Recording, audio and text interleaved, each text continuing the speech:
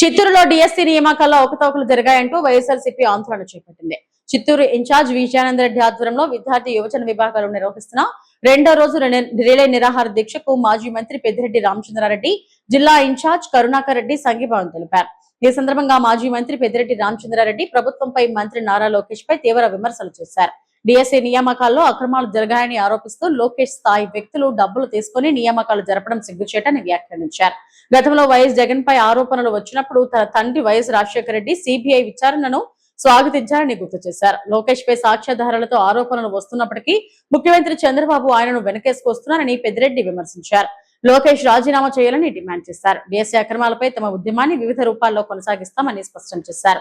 శాంతియుతంగా నిరసన చేస్తున్న దీక్షా శిబిరంపై బోండా ఉమా దాడి చేయడం హేయమైన చర్య అని పెద్దిరెడ్డి మండిపడ్డారు.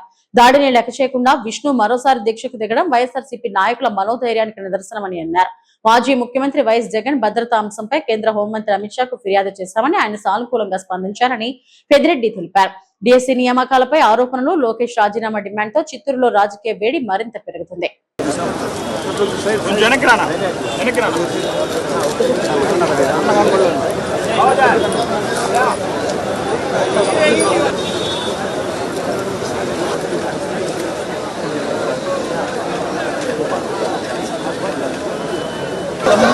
We want justice!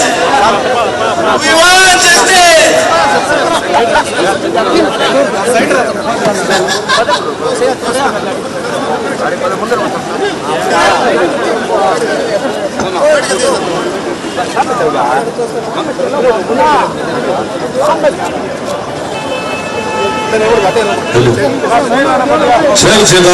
జై జగన్, జై జగన్, జై జగన్, జై జగన్! పెద్దాయనా పెద్దాయనా ఇది స్వార్థపు లోకం. పెద్దాయనా కూర్చోవాలి, పిల్లలందరూ కూడా గ్యాస్ మీదకి కూర్చోవాలి.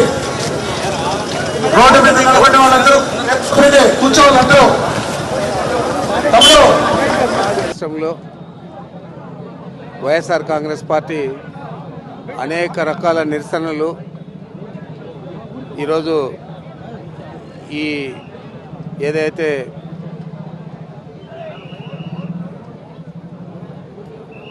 టీచర్ ఉద్యోగాలు అమ్ముకొని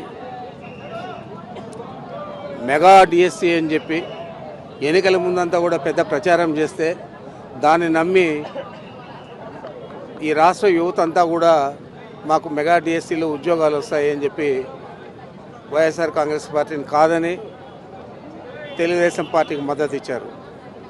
మరి ఆ తర్వాత కేవలం దాన్ని నీరుగార్చి 16,000 ఉద్యోగాలు మాత్రమే ఈ డిఎస్సీ ద్వారా చేస్తామని చెప్పి చేస్తూ అక్కడ ఎగ్జామ్స్ రాసిన వారు, అర్హులైన వారు, లేదా నిరుద్యోగులు, లేదా రకరకాల ఎలిజిబిలిటీస్ ఉన్న వ్యక్తులందరినీ కూడా కాదని చెప్పి ఏ పరీక్ష రాయని వ్యక్తులందరికీ కూడా ఏదో ఒక రూపంలో ఉద్యోగ అవకాశాలు కల్పించి 16,000 మందిని కూడా తమ పార్టీ కార్యకర్తలను, తమ పార్టీకి సంబంధించిన వ్యక్తులకు సంబంధించిన కుటుంబ సభ్యులను ఈ విధంగా అందరినీ కూడా చేర్చుకోవడం. దానికంటే ఎక్కువ హేయమైన చర్య ఏంటంటే ప్రతి ఉద్యోగానికి కూడా ముఖ్యమంత్రి స్థాయిలో ఉన్న లోకేష్ డబ్బులు వసూలు చేయడం.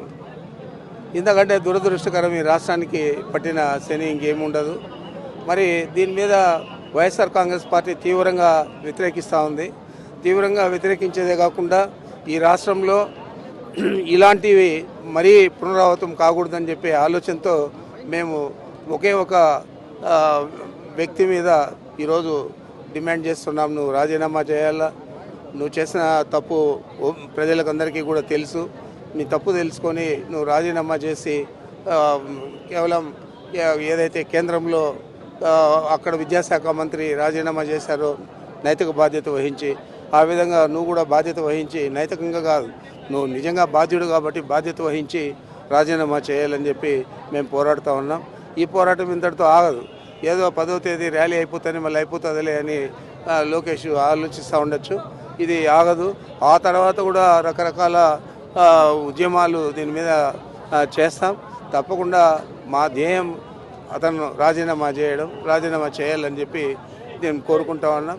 మీకు అందరికీ కూడా ఈ సందర్భంగా తెలియజేస్తూ ఉంటా, ముఖ్యమంత్రిగా రాజశేఖర రెడ్డి గారు వారి కుమారుడు మన ప్రీతం నాయకుడు జగన్మోహన్ రెడ్డి గారి మీద ఆరోపణలు ఎదుర్కొన్నప్పుడు వారు అసెంబ్లీ సాక్షిగా మన కంబైన్డ్ రాష్ట్రంలో హైదరాబాద్లో అసెంబ్లీలో నేను సిబిఐ ఎంక్వైరీ చేస్తూ ఉన్నా అని చెప్పి జగన్మోహన్ రెడ్డి గారి మీద వేయడం మనందరికీ కూడా తెలుసు.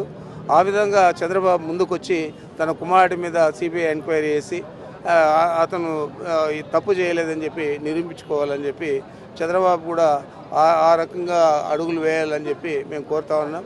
అతనికి అడుగులు వేసే బుద్ధి లేదు, కనీసం ఒప్పుకోవడమే ఇది కూడా లేదు.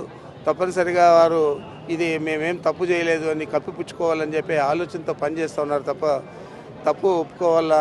కేంద్రంలో ఏదైతే నైతిక బాధ్యత వహించి కేంద్ర ప్రభుత్వం తన మంత్రి పదవి నుంచి మంత్రిని విద్యాశాఖ మంత్రిని తొలగించిందో ఆ విధంగానే ఇక్కడ కూడా చంద్రబాబు నాయుడు ముందుకొచ్చి తన కుమారుని విద్యాశాఖ నుంచి కాకుండా మంత్రి పదవి నుంచి తొలగించాలని చెప్పి మేము డిమాండ్ చేస్తూ ఉన్నాం.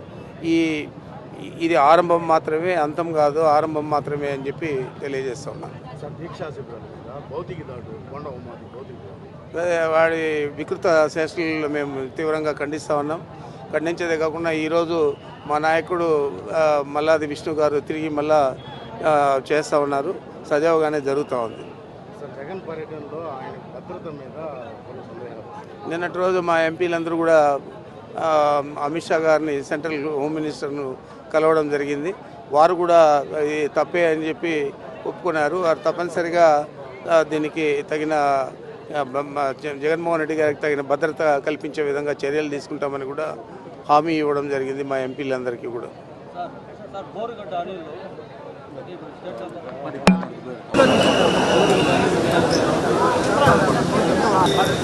నిరాహార దీక్ష శిబిరానికి ముఖ్య అతిథిగా విచ్చేసిన మా ప్రియతమానమైనటువంటి పెద్దిరెడ్డి రామచంద్రారెడ్డి గారు, ఇక్కడ నిరాహార దీక్ష చేస్తున్నటువంటి యువకులందరినీ కూడా పేరు పేరున వైఎస్ఆర్ కాంగ్రెస్ పార్టీ తరఫున అభినందిస్తున్నా.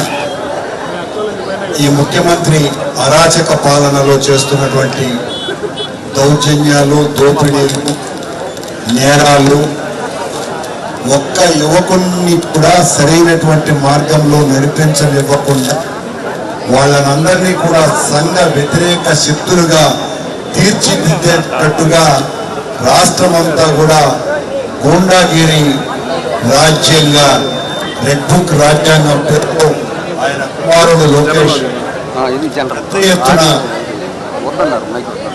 అరాచకాలు చేస్తున్న సంగతి మీకు అందరికీ కూడా ఈ రోజున యువత అంతా కూడా సరైనటువంటి మార్గంలో పయనించాలంటే మనం జగన్మోహన్ రెడ్డి గారి నాయకత్వంలో పనిచేయాలా.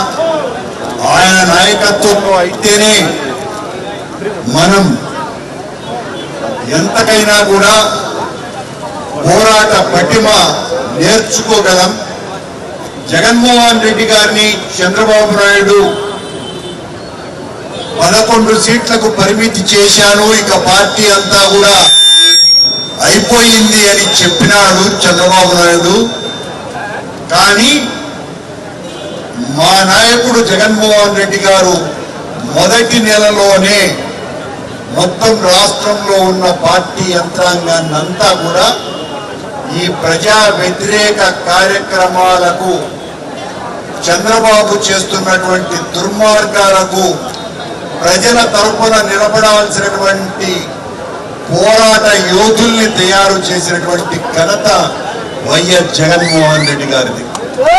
ఈ రాష్ట్రంలో ఎక్కడ ఒక రైతుకు సమస్య వచ్చినా, ఒక కార్మికునికి సమస్య వచ్చినా, మాది మామిడి రైతైనా, పొగాకు రైతైనా, పత్తి రైతైనా, ఆర్టీసీ కార్మికుడైనా, విద్యార్థి అయినా, యువకుడైనా, ఎవరైనా సరే వాళ్లకు ఎక్కడ అన్యాయం జరిగినా నేనున్నా, నా వెనుక ఉన్న లక్షలాది మంది వైఎస్ఆర్ పార్టీ నాయకులు, కార్యకర్తలు అందరూ కూడా మీకు అండగా ఉంటారు అని ఈ 2.5 సంవత్సర కాలంలో మీకందరికీ కూడా తెలుసును. జగన్మోహన్ రెడ్డి గారు ఎంత గొప్పగా పోరాటాలు నడుపుతున్నారు.